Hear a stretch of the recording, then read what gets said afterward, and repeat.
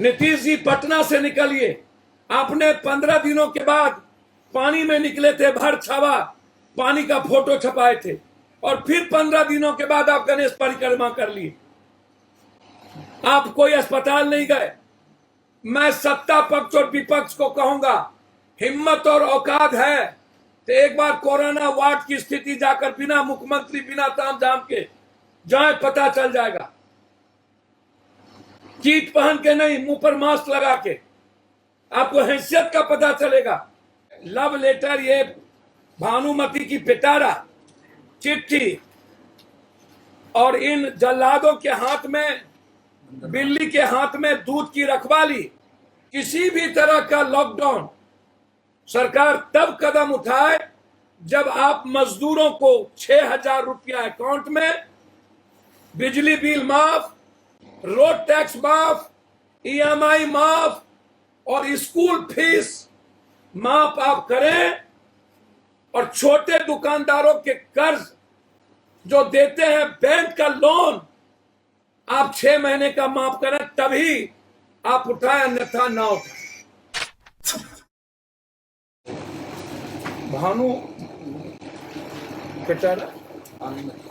भानुमति का पिटारा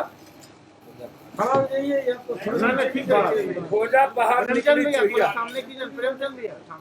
फिर चुहिया तो चुहिया। भैया दिखाइए। ऊंट के मुंह में जीरा का फोरन। चलिए धन्यवाद भैया, आप लोग चुप हो जाएं। आलोक जी चुप हो जाइए।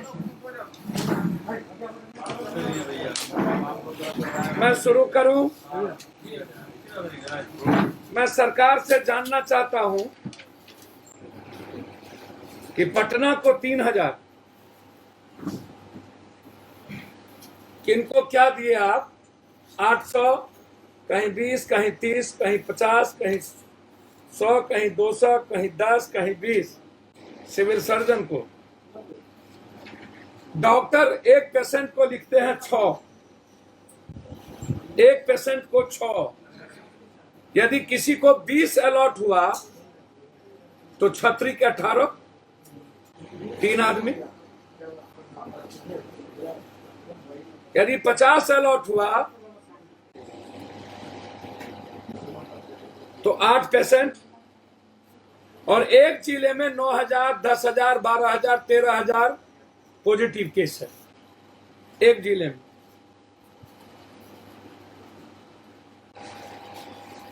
पटना को डेली 4,500 के लगभग रेमडेसिविर की जरूरत है, प्रत्येक दिन 4,000।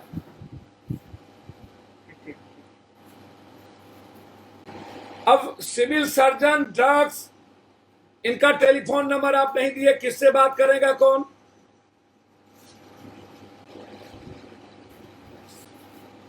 और जब IGMS में डायरेक्टर ने कह दिया यहां नहीं देने की जरूरत है, तो 800 आप वहां क्यों दिए? NMCH को क्यों दिए? IGMS को क्यों दिए? PMCH को क्यों दिए? और बिहार के प्राइवेट नर्सिंग होम में आपके अस्पतालों से ज्यादा खर्च हो रहे हैं, वो ब्लैक बाजारों पर वो रेमडेसिविर खरीद रहा है, वो बेच रहा है, और वहां के पेशेंट ब्लैक 30,000, 35,000, 40,000, कल 70,000 में रेमडेसिविर खरीदा गया है।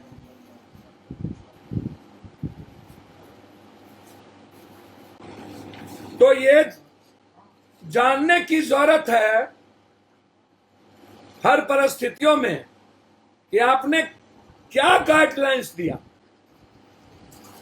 और ये ऊंट के मुंह में जीरा का फोरन, और जब सरकार के गाइडलाइंस को, बिहार की सरकार गाइडलाइन को क्यों फॉलो नहीं कर रही है? इसका मतलब है कि रेमडेसिविर दवाई जो कंपनी के मालिक और जो डॉक्टर जिसमें मार्जिन ज्यादा है, आपने साबित कर दिया कि इसकी ब्लैक मार्केटिंग करने में सरकार की भूमिका है। सरकार बिचौलियों के साथ खड़ी है। सरकार डॉक्टर को पैसा कमा करके मुझे लगता है कि जिन दवाई कंपनी, डॉक्टर और बिचौलिया ने जितना अत्यधिक चंदा दिया इन सरकार के पार्टियों को, उतना ज्यादा मुनाफा कमाने के लिए इन्होंने, ये सबसे बड़ी बात, ये इस बात को समझिए, सरकार अपने ही बातों में अंतर्द्वंद में हो और कंपनी के फायदा पहुंचाने के लिए सरकार एडवर्टाइजमेंट कर रही हो। सरकार ने रेमडेसिविर दवाई की एडवर्टाइजमेंट की कीमत लिया है दवाई कंपनी के मालिकों से, और यहां पर जो उसका बेचने वाला है, क्या नाम है, new Somnath Govind Mitra road, capital agency Govind Mitra road, Pradeep agency Govind Mitra road, परिजात enterprises Govind Mitra road, ओकोमेड IGMS के सामने, ये सब लखपति हजारपति हो गए, हजार, और सब ने मिलकर के ये सब एक तरफ से, और इन लोगों ने पदाधिकारियों को, स्वास्थ्य विभाग के सारे पदाधिकारियों के लोगों ने पैसा दिए, एडीएस एडीएम को पैसा दिए। मैं जांच की मांग करता हूं, और भी कोई एजेंसी है तो मैं उसकी भी जांच की मांग करता हूं कि इन लोगों के द्वारा ड्रग्स, एडीएस डीएस के द्वारा पूरा बाजार में आउट ऑफ मार्केट कर दिया गया, और ये लोग ब्लैक कियर हैं, इनकी पूरी पैसा सरकार को जाती है। इन लोगों पर बैन लगना चाहिए और इन लोगों के द्वारा रेमडेसिविर नहीं बिकना चाहिए। मैं बैन की मांग करता हूं। दो, तीसरी चीज, इनोकोसापेरिन 40 mg, सोलूमेट्रोल 40 mg, डेक्सोना, एक्रोबिक एकिड, थाइमीन और इमरमेक्टिन, उसके बाद विटामिन सी, ये आउट ऑफ मार्केट हो गया। ये दवाई, ये जीवन रक्षक दवाई आउट ऑफ मार्केट हो चुकी है। अब बिहार और भारत में ये दवाई काला बाजारी में, ब्लैक मार्केटिंग, ये सब जीवन रक्षक की जितनी दवाई है वो बाजार में नहीं है। दूसरी चीज, चौथी चीज, जिन जिन नर्सिंग होम के, बहुत गौर से सुनिए, जिन जिन नर्सिंग होम के नाम कोरोना के इलाज में नहीं है, जिसमें 90 नर्सिंग होम, जिसको मन में आया सिविल सर्जन और स्वास्थ्य विभाग ने दे दिया, जिसकी पैरवी थी दे दिया, जिसकी पैरवी अच्छा भी कोई हॉस्पिटल हो तो उसको नहीं दिया। मैं यह नहीं कहूंगा कि, मैं पहले भी कहा कि मेडिकल काउंसिल ऑफ इंडिया का रूल फॉलो जो नहीं करता है उसको आप बंद करिए। क्यों बंद नहीं किया जाता? अभी एक हॉस्पिटल में तोड़फोड़ हुई है कंकरबाग में, ऑक्सीजन, वहां सब के सब, उसका नाम नहीं है ऑक्सीजन का, और सब के सब कोरोना पेशेंट बाहर में 80,000, 85,000, 1 लाख रुपया ले लिए, और एडीएम जाकर के सिर्फ वार्निंग देके आ रहे हैं। उन्हें बंद क्यों नहीं किया गया, तुरंत सील क्यों नहीं किया गया? इसका मतलब प्रशासन इन हॉस्पिटलों से पैसा ले रही है, लिस्ट के बावजूद भी बड़ा बड़ा ऑक्सीजन का सिलेंडर उनके यहां जा रहा है। राजेश्वरी को आज तक 180, 150 सिलेंडर मिल रहे हैं, और बाजार में पटना वासियों को 60,000, 70,000, 90,000 में एक सिलेंडर, और आपको आश्चर्य होगा जो मुंह पर मास्क है वो 6,000, 8,000, और उसमें भी आश्चर्य होगा ऑक्सीजन भराने में कम से कम, मत पूछिए। तो सरकार बताए कि डॉक्टर लिखती है 6, आप देते हैं 20। एम्स के डायरेक्टर दिल्ली कहती है इसकी जरूरत नहीं, टैक्साजोशन लिखिए, अन्य दवाई से करिए, और आप इसकी बाजार को बढ़ावा दे रहे हैं। बिचौलियों का काम, कंपनियों का एडवर्टाइजमेंट, और सरकार ने पूरी कंपनी की पैसे अपने खाते में ले ली। सत्ता पक्ष और विपक्ष इस दोनों इशू पर मौन कि दवाई कहां गायब है, और इस वेंडर को अविलंब बैन किया जाए जो ब्लैक मार्केटिंग कर रही हर परिस्थितियों में, पूरी कालाबाजारी। कुछ लोग कंप्लीट 2 नंबर का इन दवाई। 5वीं चीज, हम महुआ गए थे, हम बीटा गए थे, कहीं भी नर्स नहीं, कहीं इंफ्रास्ट्रक्चर नहीं, वार्ड बॉय नहीं, डॉक्टर नहीं। हमारे सामने एक अस्पताल में 3 इंतकाल, 3 मिनट, एक ही अस्पताल। महुआ हाजीपुर का मॉडल अस्पताल, ऑक्सीजन नहीं लगाने के चलते पत्नी चिल्लाती रही, मेरे सामने में तीनों मर गए।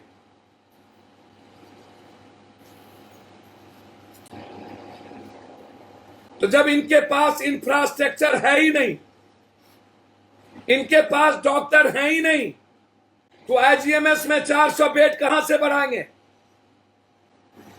अभी जितना बेड है उसके लिए सिलेंडर नहीं है उनके पास।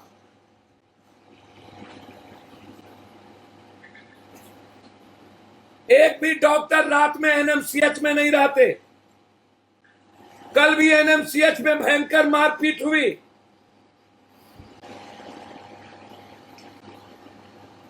लगातार बिहार के प्रत्येक जिलों में, चाहे एसकेएमसीएच हो, चाहे कर्पूरी ठाकुर मधेपुरा का मेडिकल कॉलेज हो, आज दिन में 3 मिनट में 3 मौत हुई। मार दिया वहां के सुपरिटेंडेंट ने। कल 32 मौत हुई है गया के यूनिवर्सिटी में। एनआरकी है, ऑक्सीजन नहीं है वहां। भागलपुर में मेडिकल कॉलेज में ऑक्सीजन नहीं है। जब ऑक्सीजन नहीं है और बेड और फैसिलिटीज नहीं है, तो ये सुइया 20 ठो ऊंट के मुंह में जीरा का फौरन कि आप बाजार को बेचने का छूट दे रहे हैं। बेतिया मेडिकल कॉलेज मौत का सौदागर, दरभंगा मेडिकल कॉलेज मौत का सौदागर, मुजफ्फरपुर मेडिकल कॉलेज मौत का सौदागर, और कोई माँ बाप नहीं, कोई देखने वाला नहीं, कोई जनप्रतिनिधि जाता नहीं। सब मस्त है कि कोरोना है, हमें डिस्टेंस लेना है, जोन बनाने हैं। लेकिन महुआ और बिहटा में एक पेशेंट के पास 5 अटेंडेंट बेड पर सोए हुए हैं, मां के साथ बेटा, बेटी और बाप नीचे। बेटा मां को मालिश कर रहा है और वही बाजार भी, घर भी, खाना भी लाने जा रहा है। इससे कोरोना दुनिया में फैलेगा कि घटेगा? कहीं भी कोरोना गाइडलाइंस को फॉलो नहीं किया जा रहा है कंप्लीट रूप से। जब मैं 2 जगह हाजीपुर 2 बजे रात में गया तो एक भी पदाधिकारी, एक भी लोग नहीं मिले। सरकार कंप्लीट कोलैप्स कर चुकी है। सिर्फ कोरोना के नाम पर लूट और लोगों को मौत। शमशान में 80-90, आज 19 लाशें एनएमसीएच में। सुबह 13 लाश थी सुबह। मौत का कुआं है एनएमसीएच। पूरी गंदगी पड़ी हुई थी। मैं सरकार को जिम्मेदारी के साथ एहसास कराता हूं जाके, मेरा सिर्फ इतना ही दायित्व है। मैं सरकार से मांग करता हूं, रेमडेसिविर और अन्य दवाइयों की जो कालाबाजारी शुरू हुई है, और ऑक्सीजन जो फैक्ट्री मालिक के द्वारा जो वेंडर को देकर के बाजार से गायब किया गया और पदाधिकारी उसमें इन्वॉल्व है, अविलंब सरकार उस पर बैन करे और आम आदमी को ऑक्सीजन मिले, इसकी सुनिश्चित करे। ऑक्सीजन के चलते आधे लोग मर रहे हैं, वेंटिलेटर के चलते आधे लोग मर रहे हैं। इसीलिए जिन अस्पताल का नाम कोविड में नहीं है, मैं मांग करता हूं कि पैरवी के कारण जिनका नाम नहीं रहना चाहिए उसका है, और जिसका जो अस्पताल अच्छे थे पैरवी के कारण उसका नाम नहीं है। तो आप किस आधार पर नाम आया, किस आधार पर नहीं आया, और जिसका नाम नहीं है वहां कोविड लोकल थाना और पदाधिकारी से मिलकर कोविड का इलाज हो रहा है, पैसा देकर। अविलंब उसको बैन किया जाए, अविलंब रोका जाए हर परिस्थितियों में। मेरा सीधा आरोप है कि नीतीश कुमार जी, आपने भारत सरकार के और सरकार का नियम कुछ और आपका रूल्स और कुछ और। मैं समझता हूं नीतीश कुमार जी के जो स्वास्थ्य विभाग के पदाधिकारी हैं, जिनको मैंने कई बार फोन लगाया, अमृत प्रत्यय जी को मैसेज किया, विनती करता हूं, अमृत प्रत्यय जी का फोन नहीं उठता है। आज हम जब एनएमसीएच के गए सुप्रिंटेंडेंट से मिलने तो 10:30 बजे तक ताला लगे हुए थे, मैंने आपको दिखाया। कोई मैनेजर, हेल्थ मैनेजर का फोन नहीं उठता, बंद रहता है रात में। आप कोई भी अभी लगा करके देख लो, विनोद सिंह फोन नहीं उठाएंगे।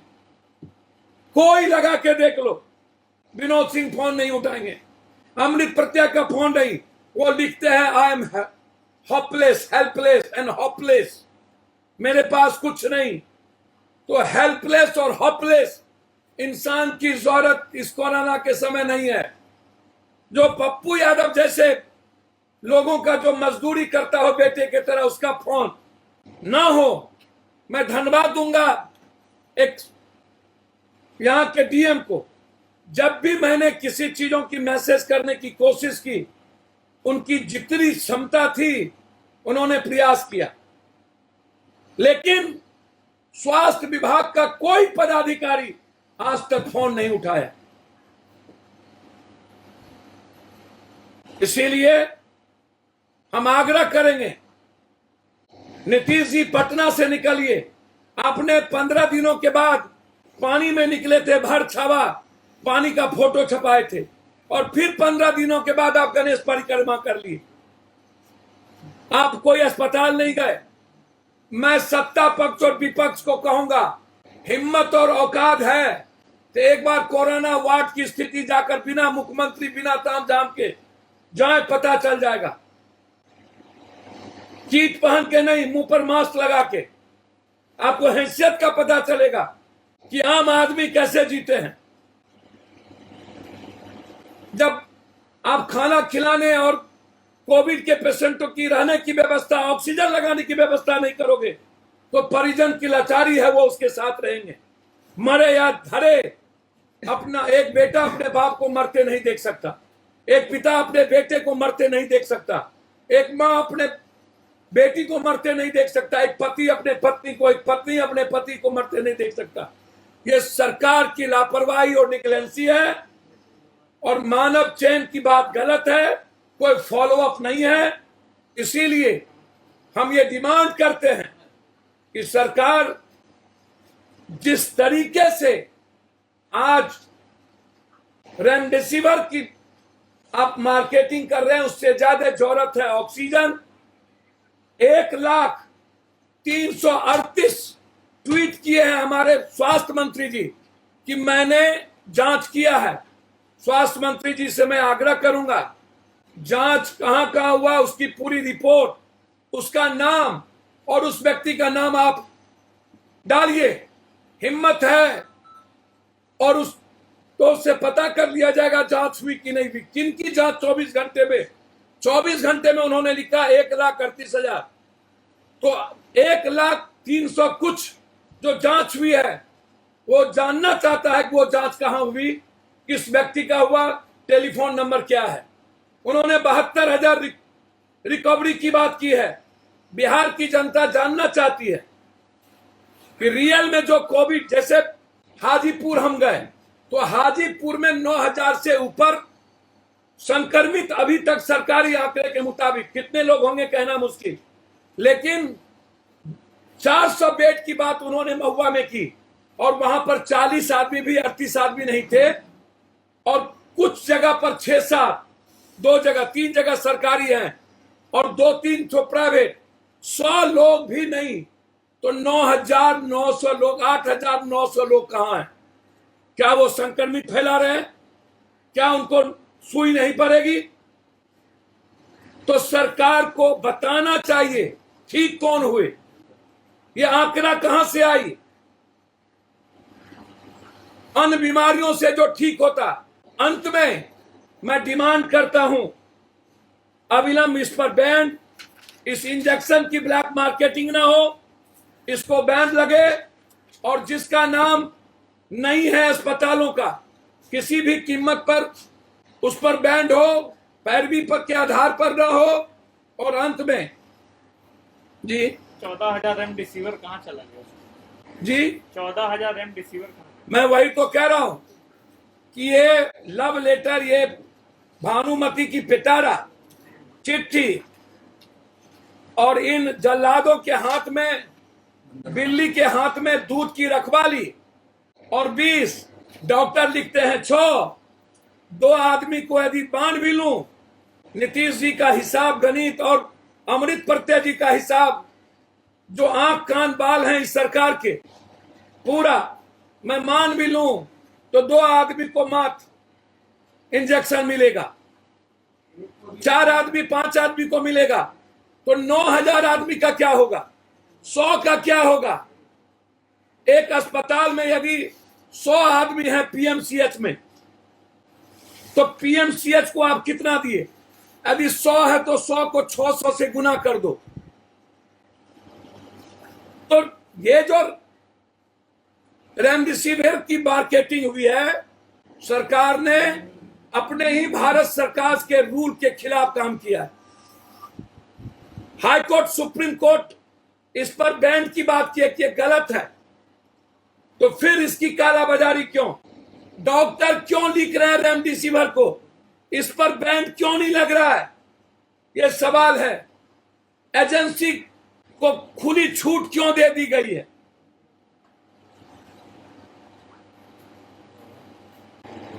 यह सवाल है, बहुत क्लियर है। इसीलिए सरकार, आप पहले इंफ्रास्ट्रक्चर, डॉक्टर, आप पहले नर्स, अच्छा वेंटिलेटर की बात सरकार करती है। 4 वेंटिलेटर वहां, और चारों वेंटिलेटर का ताला लगा था। कहां था वेंटिलेटर पता नहीं। वेंटिलेटर लगाएगा कौन? आयुष डॉक्टर निश्चित रूप से अच्छे डॉक्टर होंगे। आप टेक्नीशियन के द्वारा वेंटिलेटर लगाएंगे ना, ये आप बताएं।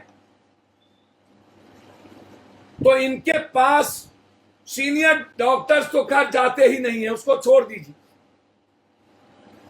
और किसी बड़े अस्पतालों को, निजी अस्पतालों को ऑक्सीजन मिलता ही नहीं है, आईसीयू बेड अब है ही नहीं, तो कौन बचाएगा कॉमन आदमी को? ये भगवान जाने। पप्पू यादव के यहां डेली 1,200 से 400, 500 रेमडेसिविर के लिए लोग और ऑक्सीजन के लिए लोग आते हैं। ये हालात हैं।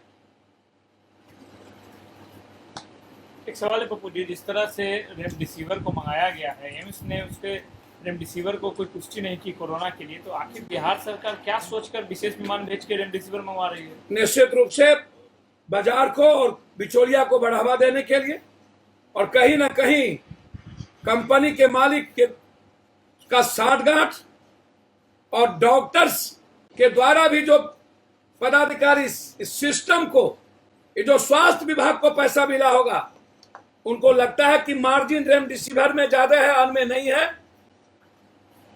इसीलिए ये सबसे बड़ा सवाल है, बहुत क्लियर है।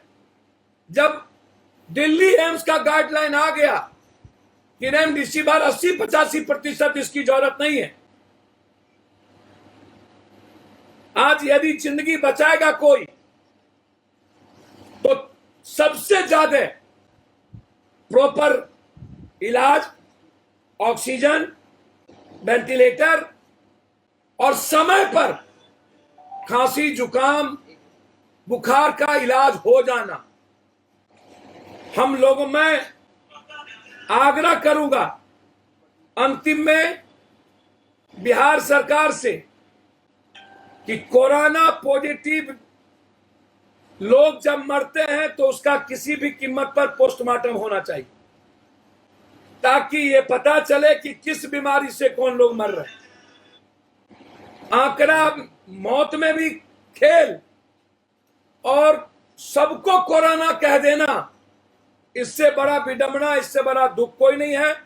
मैं डिमांड करता हूं प्राइम मिनिस्टर से और स्वास्थ्य विभाग से कि हर परिस्थिति में यदि डॉक्टर, नर्स कोरोना में जाकर इलाज कर सकते हैं किट लगाकर, तो किट लगाकर उनका पोस्टमार्टम भी हो, ताकि दुनिया को पता चले कि बीमारी के पीछे क्या गहरा साजिश है या सही में कोरोना है।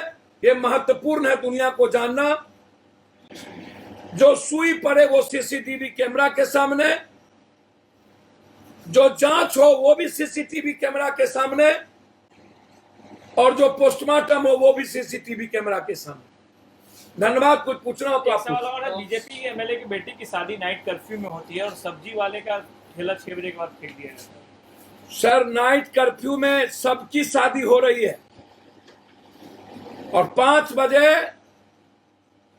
पूरा का पूरा भीड़ इकट्ठा करने की पूरी साजिश। भाई पहले यदि 6, 7, 8 था तो लोग अलग अलग आते थे, जिसमें इतना बड़ा चेन नहीं था। अब 5 बजे लोग एक साथ मूव करते हैं बाजार, तो नतीजा है कि भीड़, जिस चेन की बात हम करते हैं उस चेन को और जमा करके सरकार कोरोना फैला रही है। ये गलत थी, ये सही नहीं था। सरकार अपनी पीठ थपथपाने और गलती को छुपाने के लिए ये कर्फ्यू तो लॉकडाउन जैसी चर्चा, मैं आग्रह करूंगा किसी भी तरह का लॉकडाउन सरकार तब कदम उठाए जब आप मजदूरों को 6,000 रुपया अकाउंट में, बिजली बिल माफ, रोड टैक्स माफ, ईएमआई माफ और स्कूल फीस माफ आप करें, और छोटे दुकानदारों के कर्ज जो देते हैं बैंक का लोन आप 6 महीने का माफ करें, तभी आप उठाएं, अन्यथा ना उठाएं। धन्यवाद। केंद्रीय मंत्री डॉक्टर हर्षवर्धन ने कहा है कि पिछले साल के मुकाबला जो है इस बार स्थिति अच्छी है। भैया क्या कहना चाहते हैं? अगले बार मास्क और सैनिटाइजर और साबुन बेच लिया, इस बार ऑक्सीजन और दवाई बेच लिया। इस बार ये लोग ऑक्सीजन और दवाई के दलाल हो गए, अगले बार सैनिटाइजर और सब के दलाल हो गए। हर्षवर्धन जी जैसे व्यक्ति से, जो अच्छे व्यक्ति हैं, उससे ये सब उम्मीद, मुखोटा मत पहनिए। अगले बार दुनिया को पता है कि इतनी मौत, इतना डर, दुनिया में नंबर 1 भारत आज के डेट में। पीठ थपथपाने वाली है सरकार। जब ऑक्सीजन के चलते दिल्ली में 27 मौत और रेमडेसिविर 15,000 से 20,000 में दिल्ली में बिक रहा हो, अगले बार इसकी दवाई और सुई को लेकर के इतना पागल और ऑक्सीजन को लेकर के इतनी मौतें नहीं थी। केंद्रीय मंत्री तो ज्ञान यदि नहीं है और यदि ज्ञान है तो ये जुबान यदि सिर्फ सरकारी है तो अब आंख में धूल ना झोंके, भारत की जनता इसका समय पर जवाब देगी।